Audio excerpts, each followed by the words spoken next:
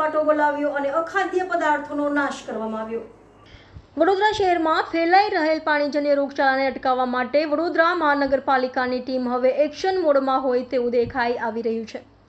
આજરોજ મહાનગરપાલિકાની આરોગ્ય વિભાગ દ્વારા શહેરના સુરસાગર પાસે ખાણીપીણીની લારીઓ ખાસ કરીને પાણીપુરી વિક્રેતાઓની ત્યાં ચેકિંગ હાથ ધરવામાં આવ્યું હતું।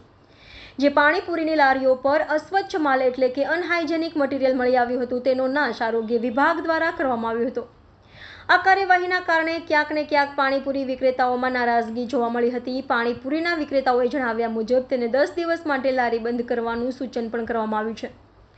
આરોગ્ય વિભાગ દ્વારા સુરસાગર ખાતે વારંવાર ચેકિંગ કરવામાં આવતું હોય છે, પરંતુ આ પાણીપુરીના લારીઓવાળાઓ વધુ નફો મેળવવા માટે તળેલા બટાકા, ચણા, કલર વાપરતા હોય છે। દર વખતે આરોગ્ય વિભાગ દ્વારા ચેકિંગ કરવામાં આવે છે અને તેઓનો અસ્વચ્છ માલ એટલે કે અનહાઇજેનિક મટીરિયલ મળી આવ્યું હતું તેનો નાશ આરોગ્ય વિભાગ દ્વારા કરવામાં આવ્યો।